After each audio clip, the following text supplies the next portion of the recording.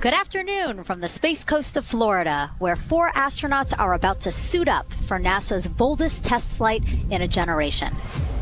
Our goal is to pursue the secrets of the universe, to change the world in air and space.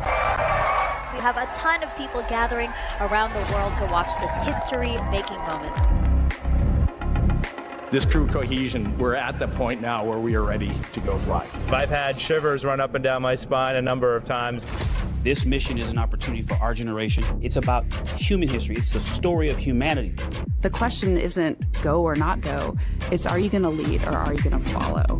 This crew could be the first humans to journey around the moon in more than half a century. The Artemis 2 crew is go for launch. Full send. Let's go. 3, 2, 1. Booster ignition. And liftoff. The crew of Artemis 2 now bound for the moon. Humanity's next great voyage begins. Artemis and Artemis 2 remind us that our greatest chapters are yet to be written. Well done. Go Artemis 2!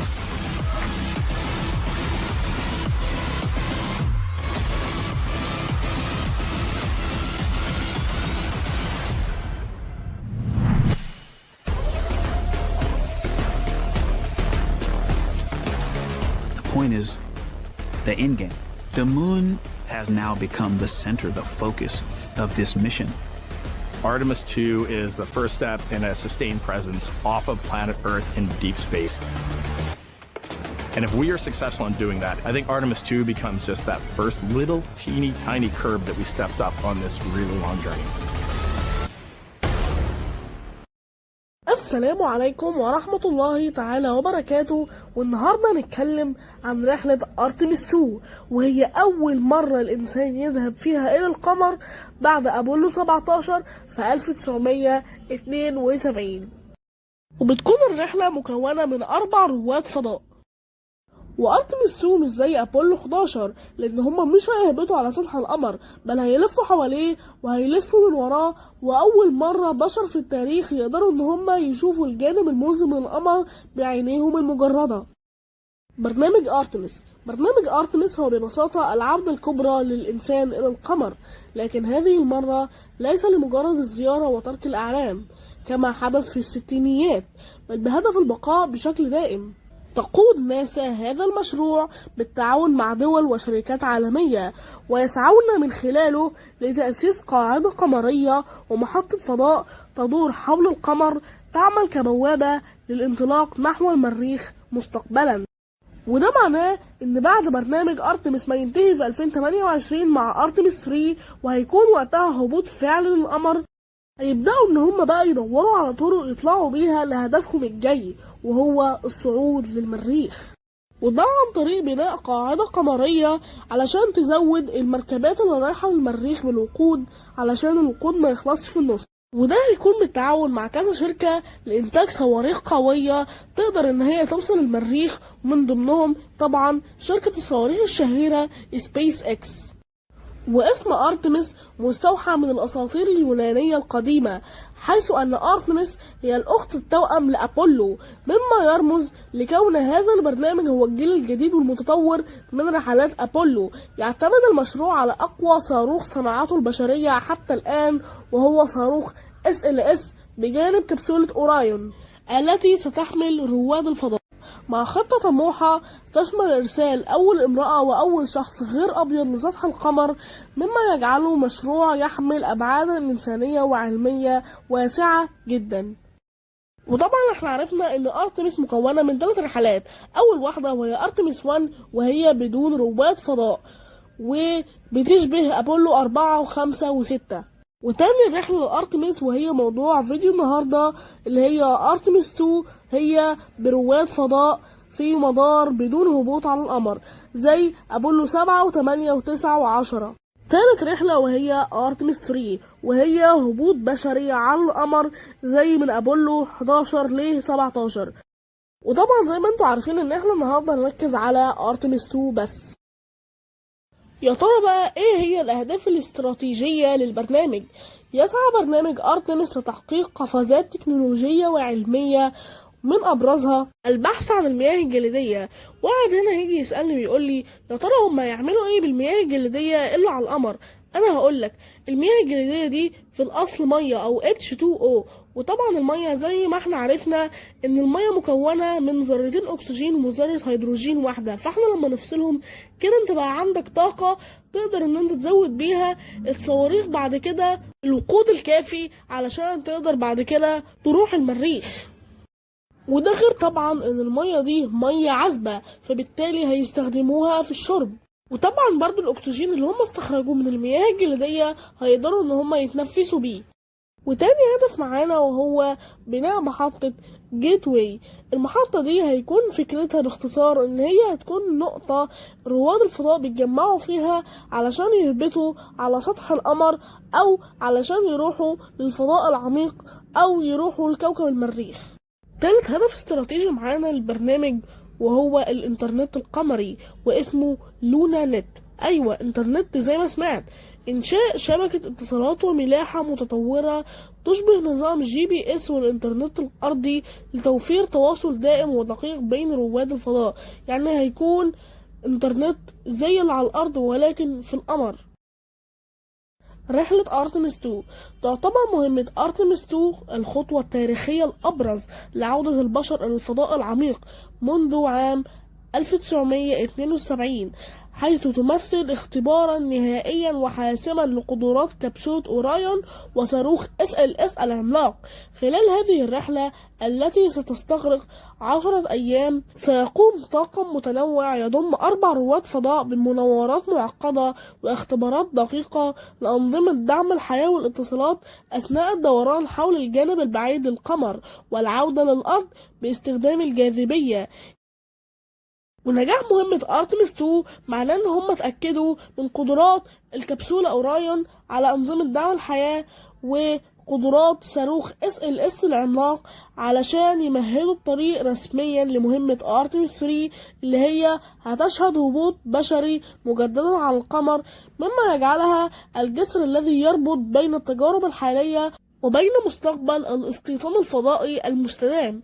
يعني القمر بعد كده هيكون محطة انطلاق بين الأرض والمريخ، هتكون هو النقطة اللي بيلتقي فيها رواد الفضاء علشان يزودوا الصاروخ بتاعهم بالوقود علشان ينطلقوا للمريخ.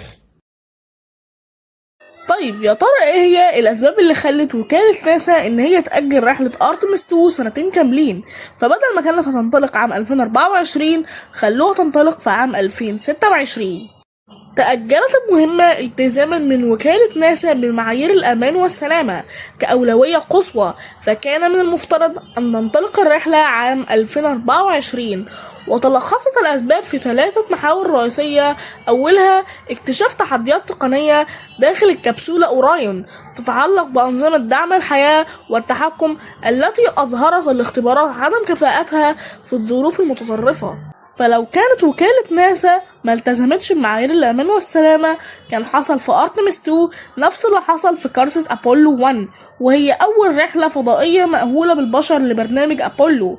والقصة باختصار إن حصل حريق داخل المركبة مما أدى لوفاة جميع رواد الفضاء ال3، بالإضافة إلى بروز عقبات فنية إضافية شملت أعطالا في بطاريات الطوارئ واضطرابات في تدفق الهيليوم الحيوي للأنظمة ومشاكل في جودة الاتصالات والإشارات الفضائية مما استدعى معالجتها بشكل جذري.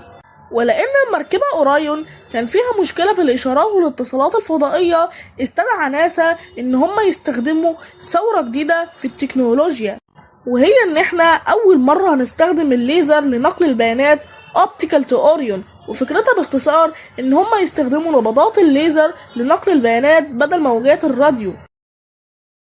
ده غير كمان ان هم كانوا قلقانين لان كان في تآكل غير متوقع للدرع الحراري.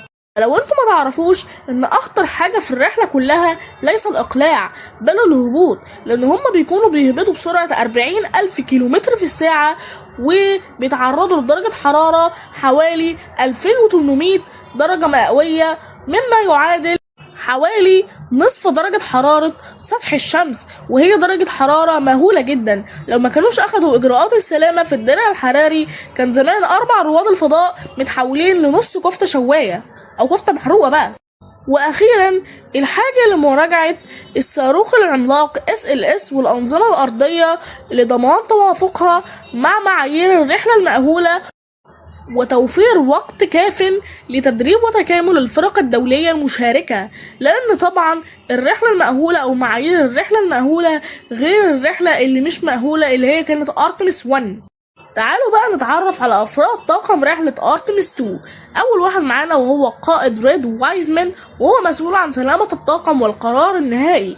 تاني واحد وهو فيكتور جلوفر، وهو مسؤول عن قيادة والتحكم بالمركبة. بعد كده عندنا كريستينا كوك، وهي الامرأة الوحيدة اللي على الرحلة، وهي مسؤولة عن الاختبارات العلمية. وآخر واحد معانا وهو رائد الفضاء الكندي جيرمي هانسن، ومسؤول عن الاتصالات بالأرض. I do wonder what it's going to be like when we are really far from Earth and can see it. The sensation of being so far away from everything that you know. I had that sensation on the space station the first time I got to sit in the cupola for a really long time. So I can only imagine what that's going to be like from 200,000 plus miles away. My name is Victor Glover, and I'm the pilot for NASA's Artemis 2 mission around the moon. When I was in 4th grade, I was 10 years old. And that's when the Challenger accident happened. And it helped me understand how the general public felt about the astronaut corps, right? Like these are the people that we want to be. And that just gave me an easy thing to strive toward. The biggest fear that I've had to overcome in my life is doubting myself. Going to college when no one in my family had gone to college was a huge risk. I had more confidence in my athletic ability than in my academic abilities. I could play football with those college students that I saw on TV, but my classmates that I saw in the lab and around the university union, I didn't know if I had what they had. I think addressing that self-doubt was a part of, swinging for the fence and trying to go get an engineering degree, not just go to college, but get an engineering degree and then go do something challenging and technical like flying. Apollo is known for sending humans to the moon. Artemis has an opportunity to continue the Apollo story, but I actually think it's important for this story to stand on its own. Artemis is a new program and we're trying to do new things. And it's great to compare and contrast. When you look at our spaceship, you can see parts that were designed, built, and integrated in another country. When you look at our crew, you see that our crew is international. There are also men and women. And I just think that comparing and contrasting makes the story even richer. The piloting role specifically, I will have an hour and a half or so where I get to fly the spacecraft by hand. We haven't flown that many spaceships. And so the ability to fly one actually in space on a test mission is just a really unique opportunity. I can't tell you how I'm going to feel when we fly by the moon and see the moon up close and the Earth from 250,000 miles away, but I don't use the word excited because I'm focused. What we do, this is very serious and it's very risky, and we are all intimately familiar with that risk. And so if we go out there and we're successful and we can pass that baton on to Artemis 3, that's something to really be excited about. I tell a story, which is one that my dad told me before the Apollo missions when he was just a very little boy. He was looking up at the moon with his mom, and his mom said to him, "Don't worry, Ronnie, we'll never get there." Fast forward maybe 70 years later, it's his daughter that's actually going there. And I think that long arc is something that we can all learn from. The idea that the seemingly impossible becomes possible if you just believe in it and are willing to work hard and come together to achieve it. My name is Christina Cook, and I'm a mission specialist for NASA's Artemis 2 mission around the moon. When I look back at my dreams as a kid, I definitely never thought I would actually get here. I was very pragmatic. Even though I'm a dreamer, I knew that the odds were way against me again, so I might as well do something I'm loving in the meantime. I definitely loved science and math in school and, did pretty well in those things, but I also loved being active. I was always outside. I loved things that made me feel small. I loved looking at the night sky, oftentimes between the pine tree branches, or I loved the ocean. North Carolina also has mountains, and when we go there, I just love the vastness of all of those things. I loved how they made me feel and what they made me think about, and the vastness of the universe and how much out there was to learn. I'm drawn to exploring. I'm drawn to challenges that involve both mental and physical, and I'd much rather be solving problems wearing a whole lot of equipment and in a harsh environment, and that's just something I've carried with me ever since I was a kid. Thinking about the fears or challenges that I've had to overcome, there are just so many. I mean, basically, that has been the journey. I always say to people, do what scares you. And that means I have to follow my own advice. So doing what scares me meant getting on a plane and going to the Antarctic, getting on a plane and going to study abroad in Ghana, applying to become an astronaut, opening the EVA hatch in the airlock and going out of it into the darkness, strapping myself onto a rocket. And so for me, I think that no matter what the challenge, recognizing that if people believe in you and you believe they believe in you, the challenges seem always a little bit easier. To me, the moon, it represents history. It is a witness plate. Everything that's ever happened to the moon is still written on the moon. Every single person has looked at the moon their entire lives. We see the same moon. That's something really special. It's just the epitome of a symbol of something that's in each of our hearts, but that's also represents exploration and reaching. I have this very distinct memory of seeing an image of an astronaut standing on the moon. It's burnt in my brain because I went back to it so many times in my childhood, and I would look at that image, and I know it had a huge impact on me that humans had walked on the moon. My name is Colonel Jeremy Hansen. I'm an astronaut with the Canadian Space Agency, and I'm a mission specialist on NASA's Artemis II mission around the moon.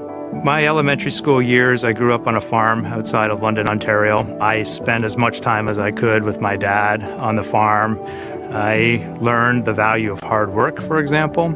If I wanted to go to work with Dad, it was going to be a long day, and I was going to have to not complain, or I wasn't going to get to go the next day. I had a treehouse. I had a vivid imagination, and I changed my treehouse into a spaceship. I made all these dials and controls. I had circuit breakers for switches that I found in the barn, and I was exploring space in my imagination. The most important thing I did to get to where I wanted to go in life, which was flying fighter jets and eventually becoming an astronaut, is I shared those desires with other people. And it turns out, just like you don't go to the moon on your own, if you could, I would have done it a long time ago in my treehouse as a kid, you have to go as a team. I think the biggest impediment to achieving my goals was, of course, myself. And I think that's a common human experience. There are many times where just little things would get in my way, and my immediate interpretation of that was, well, now that goal is out the window. You know, people must have lifted me back up, and somewhere in the back of my head, that persistence came through. And I think that's a common human experience, to doubt ourselves. I've come to this, I guess, realization that I believe that we all have gifts to contribute, and the goal is to figure out how to use your energy towards adding positively to humanity's existence on this planet. But I love it when humanity sets big goals, like sending humans to the surface of the moon with an eye to eventually going to Mars, because when we do that, we can bring together genius from not just even in one country, but around the world. I've also learned from my indigenous mentors that they refer to the moon as Grandmother Moon. So you've probably heard of Mother Earth. They use Grandmother Moon because Grandmother Moon is responsible for the water in their community, just like the moon moves the water around the planet, affects the tides. And I think that's a really beautiful thing for us as we go back to the moon, to think about all the different cultures around the world and how they view the moon differently. And that's really neat because we all share that same moon in the night sky. The moon, to me, it's the thing that connects me together with all the other humans in my life. I remember being a little kid lying in bed at night and just looking out at the moon in whatever phase it was in, and I was thinking, man, My friends that live like 20 miles away, they can probably look out and see that same exact moon. And then when I was in the Navy and I would look out at the moon and I'd be halfway around the planet, I would think, man, my brother can see that moon where he is and he's halfway around the planet from where I am. To me, it's a connection of life on Earth. We can all look up and see that moon, and it's always changing. The moon is never the same 2 days in a row. I love that. My name is Reed Wiseman. I'm the commander of NASA's Artemis II mission around the moon. I grew up in a little town just north of Baltimore, Maryland, about 20 miles north of the city.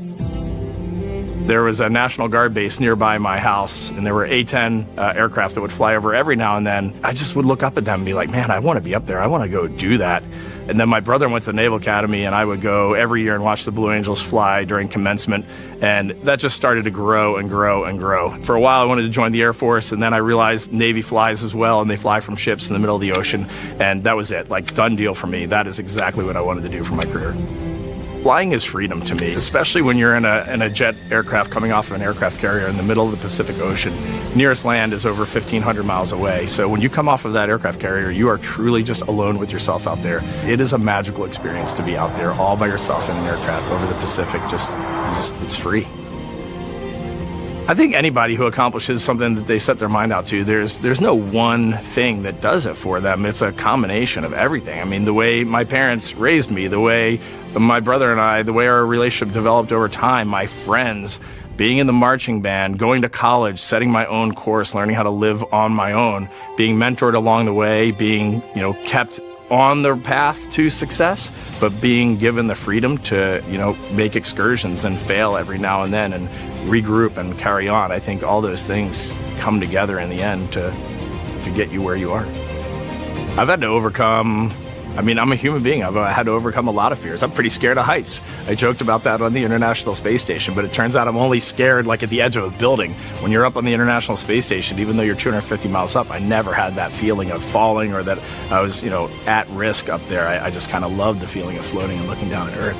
There have been challenges all throughout my life. By far, the biggest challenge was losing my wife in 2020 to cancer and now raising two daughters who are grown up now, but that's been the biggest challenge by far I've ever had to face. It is not easy being an only parent, trying to work a full-time job, and raising two kids is something that I think about every single day. I'm very proud of the work I've done. I haven't always done it well, but I've always shown up and tried as hard as I possibly can. تعالوا أقول لكم على معلومة طريفة في رحلة أرتميس 2. واحدة من أهم الأدوات اللي هم عملوها أو خدوها معاهم في رحلة أرتميس 2 هي الدمية الصغيرة اللي اسمها رايز. تؤدي الدمى الصغيرة في رحلة أرتميس 2 دورا يتجاوز كونها مجرد ذكرى، حيث تعرف تقنيا بمؤشر الجاذبية الصفرية أو Zero Gravity Indicator، التي تمنح رواد الفضاء إشارة بصرية فورية عند بدء حالة انعدام الوزن داخل الكبسولة. وطبعا عشان الدمية وزنها خفيف قوي، فهي اول حاجة هتستشعر ان الجاذبية مبقتش موجودة او ان هما في حالة انعدام وزن. وقررت ناسا ان هي تعمل حركة ذكية، ان هي فتحت باب المشاركة امام المبدعين من جميع انحاء العالم لاختيار تصميم الدمية التي ستكون رفيقة لهم في الرحلة. وتلقت وكالة ناسا أكثر من 2600 تصميم مختلف، وبعد عملية تقييم دقيقة شملت تصاميم مميزة من دول عديدة مثل فنلندا وكندا وبيرو والولايات المتحدة، وقع اختيار الطاقم في النهاية على تصميم أطلق عليه اسم رايز. وده معناه ان رايز ما كانش التصميم الوحيد او ما اختاروهوش كده على طول، لا، اختاروه من ضمن 2600 تصميم مختلف من جميع انحاء العالم اللي هم دول.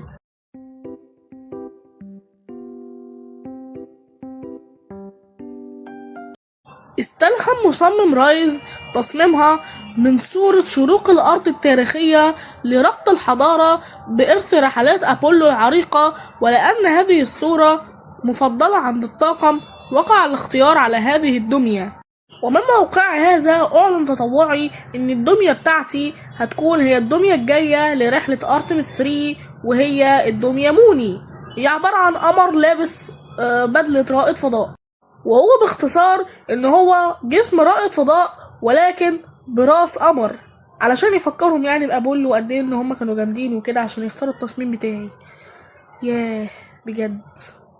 ولضمان سلامة المهمة لم تصنع هذه الدمية كالألعاب العادية، بل خضعت لمعايير صارمة داخل مختبرات ناسا المتخصصة باستخدام مواد مقاومة للهب لضمان عدم أي انبعاث غازات ضارة أو تأثيرها على الأجهزة الحساسة في الفضاء العميق.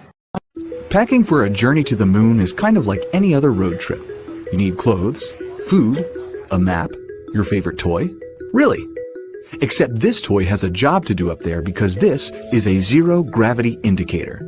While not a scientific instrument, this safe and soft object tells the strapped-in astronauts that they've reached weightlessness. For Artemis 2, the crew wanted a one-of-a-kind ZGI, so we asked you to come up with it.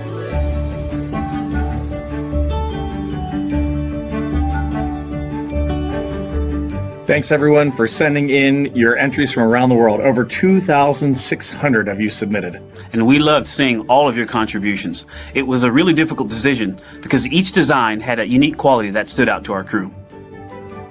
In the end, we were able to narrow it down to a top 5 from Finland, Canada, Peru, and 2 from the United States, Kansas, and California. In the end, we went with one called Rise. It was a design inspired by the Earthrise photo taken on Apollo 8, which is very special to our crew.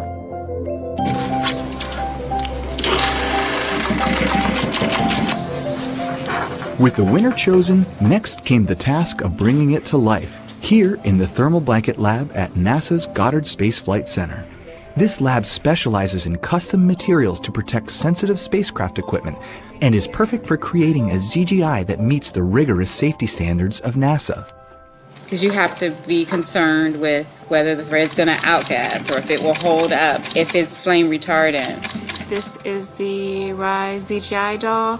All I have left to do is to close the opening here and hand sew the hat on, make sure its stuffing is stuffed in there, and we have our pocket here for the SD card. And on that tiny SD card will be millions of names submitted to virtually join the crew aboard Orion. مسار الرحلة والجدول الزمني. انطلقت مهمة أرتميس 2 بنجاح في الأول من إبريل عام 2026 محمولة على متن صاروخ نظام الإطلاق الفضائي SLS من مركز كينيدي للفضاء. اتبعت الرحلة مسارا يعرف باسم مسار العودة الكبرى، حيث دارت المركبة حول الأرض في البداية لرفع مدارها، ثم انطلقت نحو القمر لتدور حول جانبها البعيد دون الهبوط على سطحه. وصلت المركبة إلى أبعد نقطة وصل إليها بشر عن كوكب الأرض، ثم استغلت جاذبية القمر لدفعها مرة أخرى في مسار مباشر نحو الأرض. استغرقت الرحلة بأكملها قرابة 10 أيام، حيث انتهت بهبوط الكبسولة في مياه المحيط الهادئ في 10 من إبريل عام 2026. هعرض لكم دلوقتي أكتر من صورة للأرض والقمر تم التقاطها أثناء المهمة، عشان تكون المهمة دي كابوس لأي حد بيقول إن الأرض مسطحة.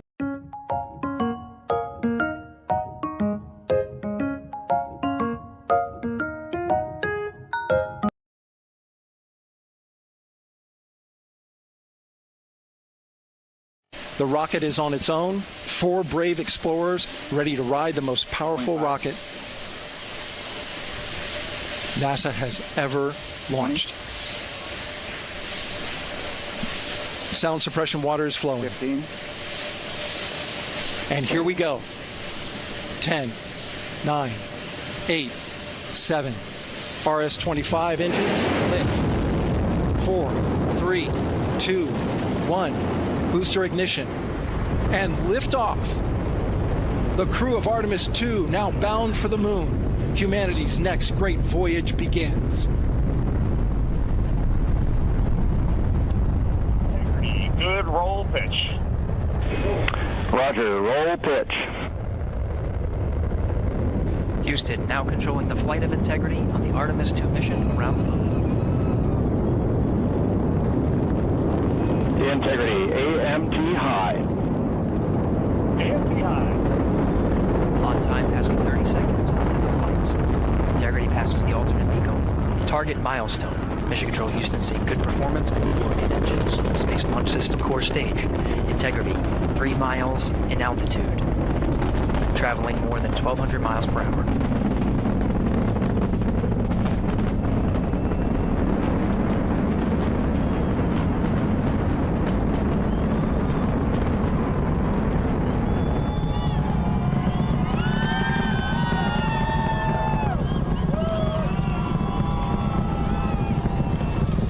Mission elapsed time, passing 1 minute, approaching max Q. On, Ponce de Leon. Stan, we have you loud and clear on Ponce de Leon. Have you the same. Communication signal transfer confirmed as Integrity and its crew go supersonic. Approaching 90 seconds into the Artemis 2 mission.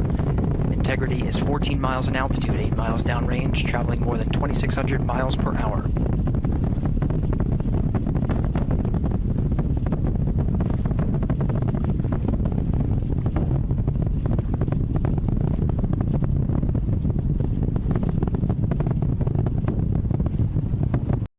وبس يا سيدي، هي دي حكاية أرتميس 2. نتمنى يكون الفيديو عجبكم. ما تنسوش اللايك والشير والكومنت وسبسكرايب ودعوة لأهالينا في القطاع. وإن شاء الله بإذن الله أول ما رحلة أرتميس 3 تنطلق هنتكلم عليها زي ما عملنا في أرتميس 2 وتلسكوب جيمس ويب. وسلام.